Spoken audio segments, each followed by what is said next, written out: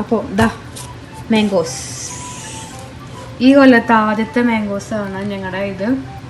അപ്പോൾ ഇതിനകത്ത് ഒരു ബോക്സിനകത്താണ് വരാം, ഒരു ബോക്സിനകത്ത് 12 എണ്ണമായിട്ടാണ് വരാം. അപ്പം ഒരെണ്ണം ഞങ്ങൾ കഴിച്ചു കേട്ടോ.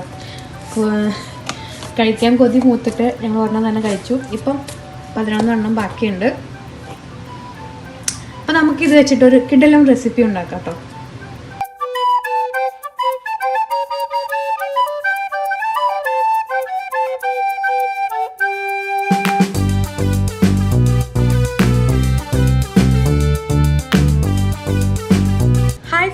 Welcome back to my channel Viola's kitchen.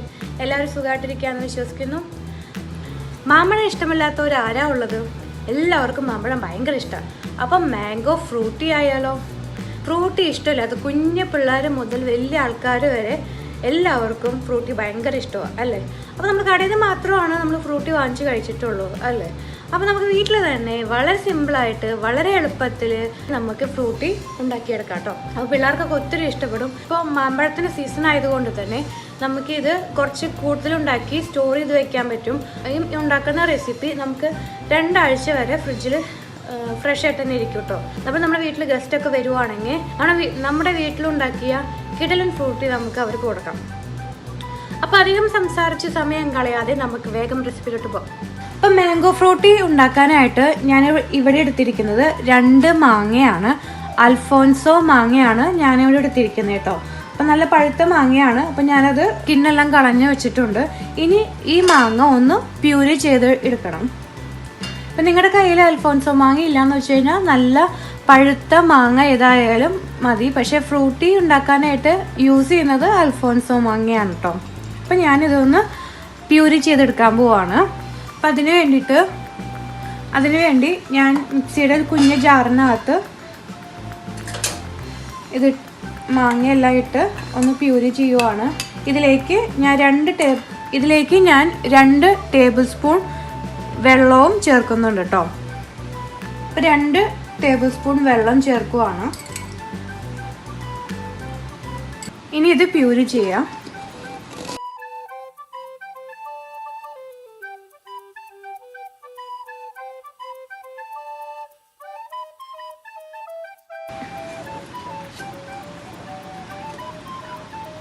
ഇപ്പോൾ ഇത് നന്നായിട്ട് പ്യൂരി ആയിട്ടുണ്ട്.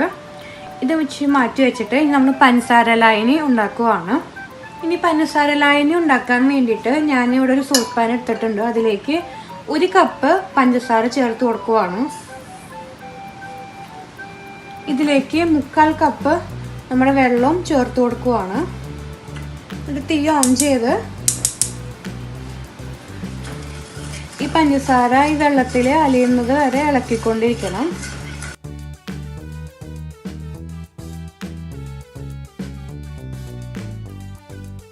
ഇപ്പം നമ്മുടെ പഞ്ചസാര നന്നായിട്ട് ഇതിനകത്ത് അലിഞ്ഞിട്ടുണ്ട്. ഇനി ഇതിലേക്ക് നമ്മുടെ മാംഗോ പ്യൂരി ഒഴിച്ചു കൊടുക്കുകയാണ്.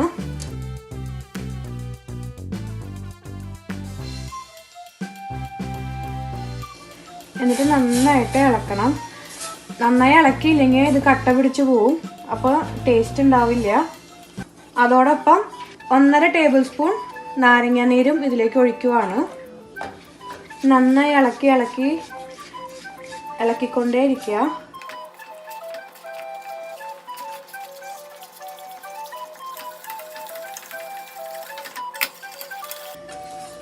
നല്ല ഹൈ ഫ്ലെയിമിൽ വെച്ചിട്ട് നമ്മളിതൊന്ന് കുക്ക് ചെയ്തെടുക്കണം. അപ്പോൾ നമ്മൾ ഇളക്കിക്കൊണ്ടിരിക്കണം, അല്ലെങ്കിൽ അത് അടി പിടിച്ച് പോവും.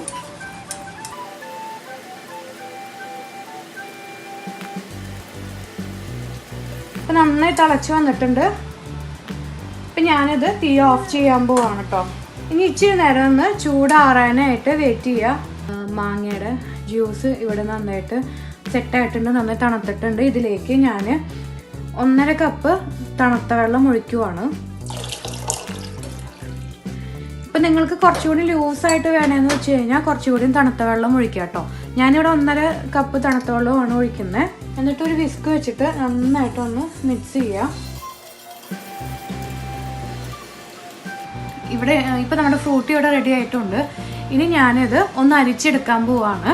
അപ്പോൾ അപ്പം അതിന് വേണ്ടിയിട്ട് ഒരു അരിപ്പ വെച്ചിട്ട് നമ്മൾ ഇതിൻ്റെ വല്ല നാരോ അങ്ങനെയൊക്കെ ഉണ്ടെന്ന് വെച്ച് കഴിഞ്ഞാൽ അത് പോവാനായിട്ട് ഞാൻ ഒരു അരിപ്പ വെച്ചിട്ട് ഒന്ന് അരിച്ചെടുക്കുവാണ് കേട്ടോ. അപ്പം ഞാനൊരു ജാറിനകത്തേക്ക് ഒഴിക്കുവാണ് കുറേശ്ശെ.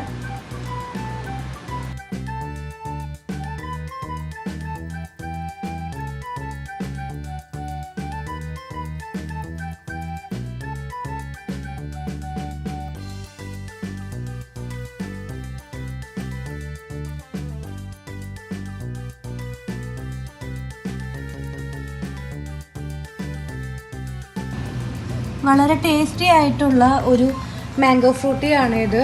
വളരെ ചുരുക്കം ഇൻഗ്രീഡിയൻറ്റ് കൊണ്ട് വളരെ പെട്ടെന്ന് ഉണ്ടാക്കാവുന്നതാണ് ഈ മാംഗോ ഫ്രൂട്ടി. അപ്പോൾ ഇനി വീട്ടിൽ തന്നെ ഇരുന്ന് നമുക്ക് മാംഗോ ഫ്രൂട്ടി കഴിക്കാം കേട്ടോ. കടയിൽ പോയിട്ടൊന്നും കഴിക്കേണ്ട ആവശ്യമില്ല. പിള്ളേർക്കൊക്കെ ഭയങ്കരമായിട്ട് ഇഷ്ടപ്പെടും. അപ്പോൾ ഇതെല്ലാവരും ട്രൈ ചെയ്ത് നോക്കണം. വീഡിയോ ഇഷ്ടപ്പെട്ടാൽ ലൈക്ക് ചെയ്യാൻ മറക്കരുത്, ഷെയർ ചെയ്യാൻ മറക്കരുത്, അത് കമൻറ്റ് ചെയ്യാൻ മറക്കരുത്, അതുപോലെ തന്നെ സബ്സ്ക്രൈബ് ചെയ്യാനും മറക്കരുത് കേട്ടോ. മറ്റൊരു കിടിലൻ റെസിപ്പിയുമായി നമുക്ക് പിന്നെ കാണാം. ബൈ.